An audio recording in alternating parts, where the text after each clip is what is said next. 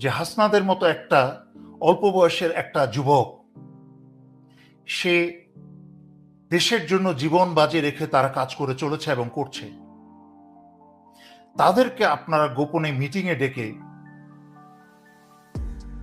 দেশের বিরুদ্ধে কাজ করতে বলছেন। আপনাদের তো লজ্জিত হয়ে হয় পালিয়ে যাওয়া উচিত, নয়তো দেশের জনগণের সম্মুখে আপনাদের ফাঁসির রশি গলায় পড়া উচিত নিজে থেকেই। আপনারা সবাই নিশ্চয়ই দেখেছেন হাসনাত আবদুল্লাহর স্ট্যাটাসটা।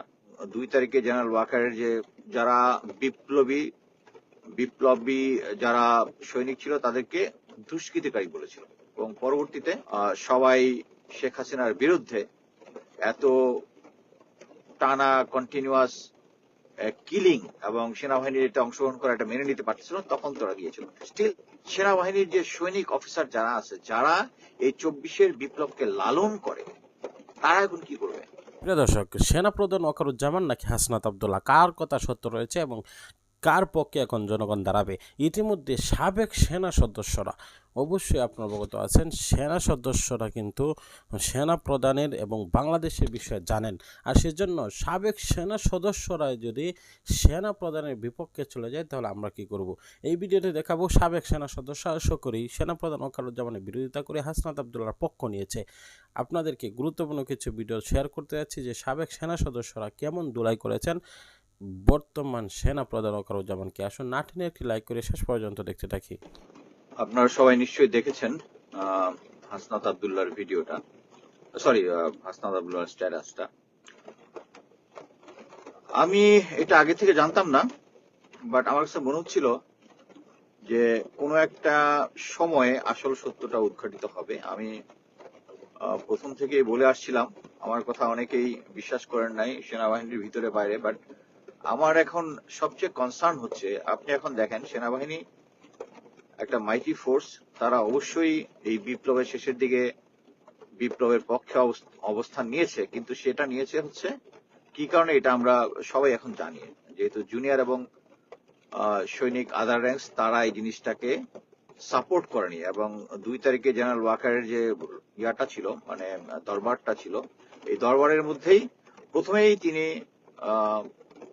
যারা বিপ্লবী বিপ্লবী যারা সৈনিক ছিল তাদেরকে দুষ্কৃতিকারী বলেছিল, এবং পরবর্তীতে যখন পাবলিক অফিসারদের বিভিন্ন কথাবার্তা বুঝে ফেলেছিল যে অ্যাকচুয়ালি এখন সবাই শেখ হাসিনার বিরুদ্ধে এত টানা কন্টিনিউয়াস কিলিং এবং সেনাবাহিনীর এটা অংশগ্রহণ করা এটা মেনে নিতে পারছিল, তখন তোরা গিয়েছিল। স্টিল আমরা তাকে ক্রেডিট দেই, কিন্তু যে জিনিসটা সবচেয়ে ইম্পর্টেন্ট, আমাদের সেই সৈনিক এবং অফিসার যারা এখন জানে যে তাদের বস, এখন তো এটা ক্লিয়ার। আগে শুধু আমি বলতাম, আরো পিনাকি দাদাও বলতো, আরো কিছু লোকজন বলতো, ম্যাক্সিমাম ছিল হচ্ছে জেনারেল ওয়াকারের ভাড়া করা লোক, ভাড়া করা লোক, এবং গোয়েন্দা সংস্থা তার পক্ষেই কাজ করতেছে।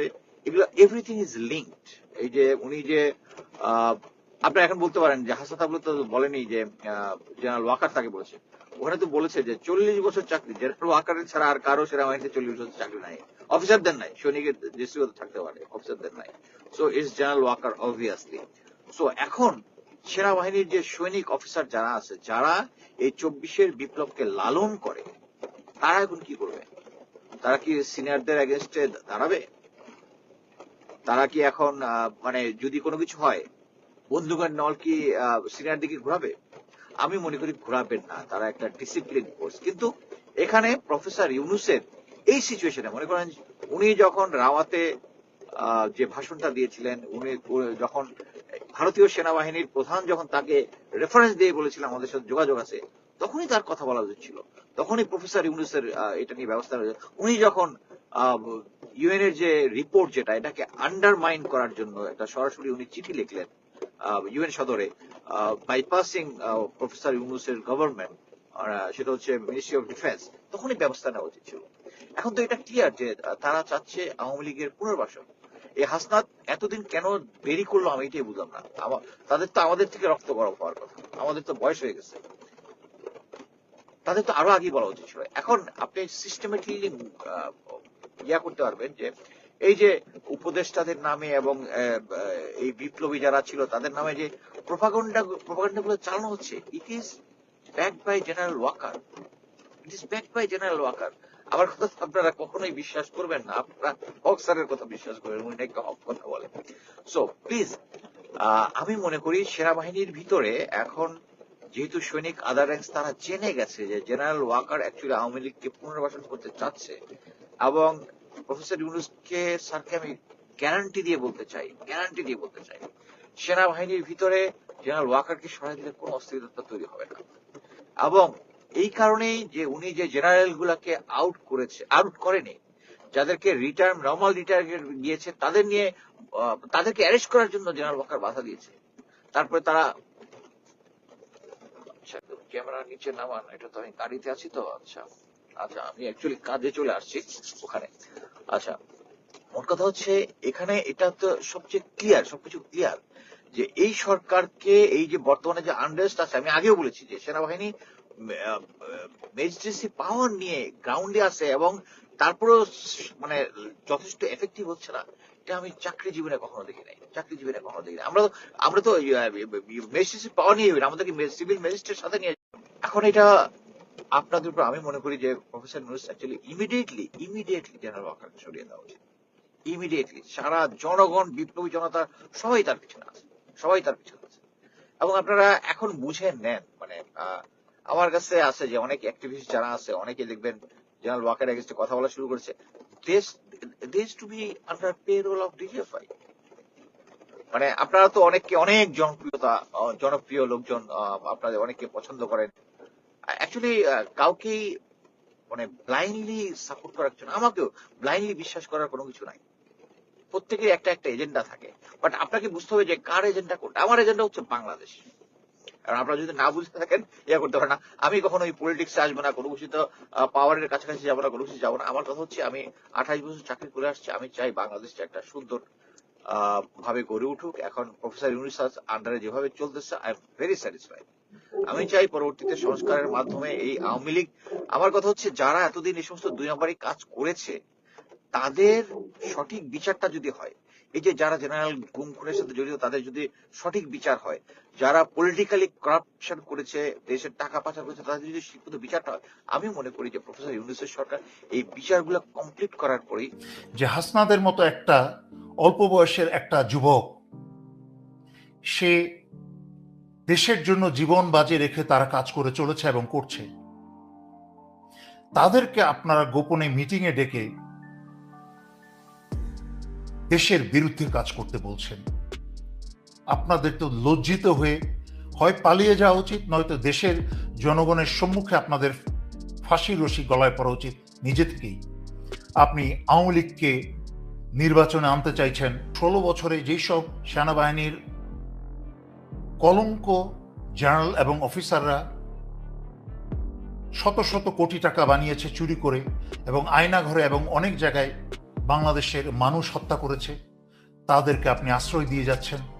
এবং তাদেরকে এবং আপনার নিজের গদি রক্ষা করার জন্য আপনিও যেহেতু অনেক অসৎ কাজে জড়িয়ে গেছেন গত 16 বছরে, যার সাক্ষী প্রমাণ আছে। মনে আছে গত 25শে ফেব্রুয়ারি সেনাপ্রধান হঠাৎ করে বাংলাদেশের রাজা বাদশার মতো হুঙ্কার দিয়ে উঠলেন জনগণকে হুঁশিয়ারি করে, কিন্তু তখনও অনেকেই ধামা চাপা দেওয়ার চেষ্টা করেছে বিষয়টা, কিন্তু থলের বেড়াল কিন্তু এখন বেরিয়ে গেছে। তার পরপরই আমি ফেসবুকে স্ট্যাটাস দিয়েছিলাম সেই একই দিনে যে উনি কি সার্বভৌমত্বের হুমকি দিচ্ছেন, বাংলাদেশটাকে কি ভারতের হাতে তুলে দেওয়ার জন্য। উনি কি মনে করছেন বাংলাদেশের 18 কোটি জনগণ মরে গেছে? এবং ওনাকে অনুরোধ করেছিলাম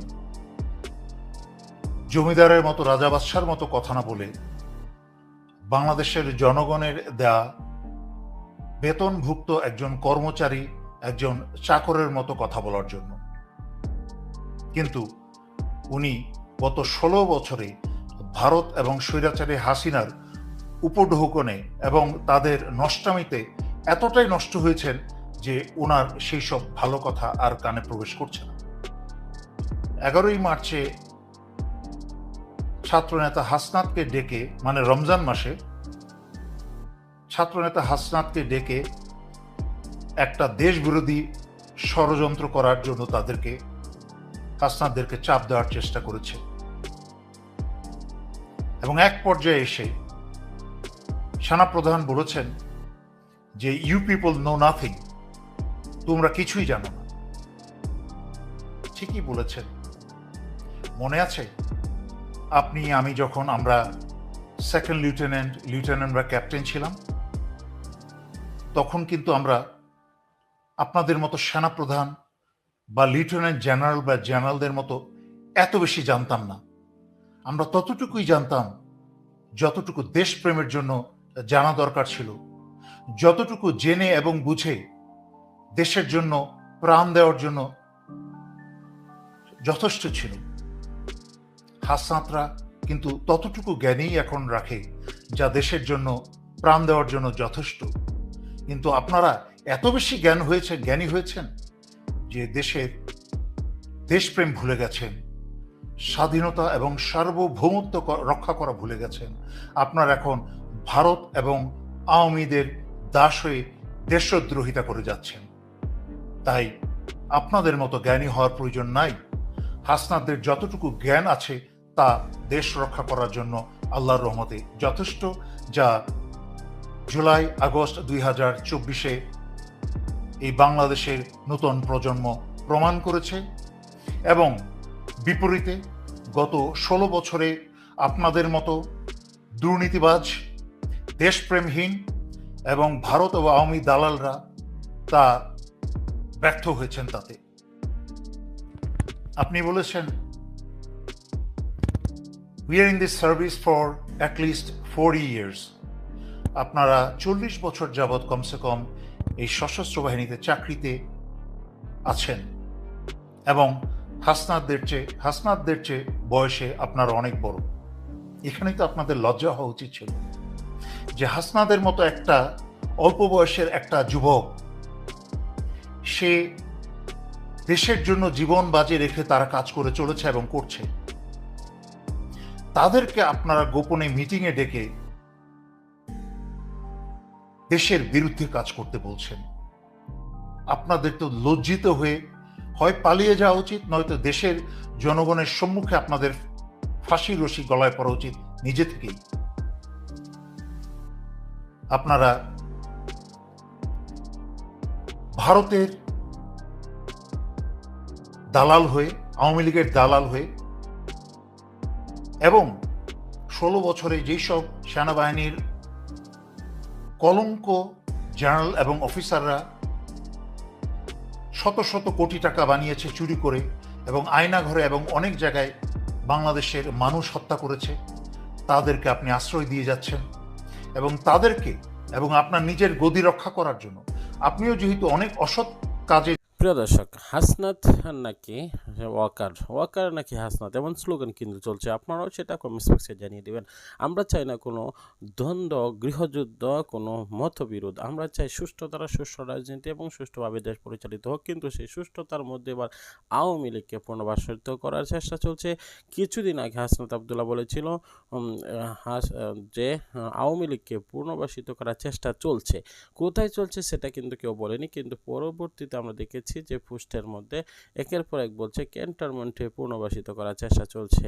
ইতিমধ্যে আপনারা জানেন আওয়ামী লীগকে সেফ এক্সিট দিয়েছে এই সেনাপ্রধান ওয়াকারুজ্জামান এবং 626 জনকে তারা পুরোপুরি সেফ এক্সিট দিয়েছিল এবং বিদেশে অনেককে পাচার করতে সাহায্য করেছে। বিশেষ করে শেখ হাসিনাকেও কিন্তু বিদেশে সেফ এক্সিট দিয়েই বাহির করেছে। কিন্তু সে সময় শেখ হাসিনার অবস্থা খুবই খারাপ হওয়ার কথা ছিল, কিন্তু সেনাপ্রধান ওয়াকারুজ্জামান সেগুলো হতে দেয়নি।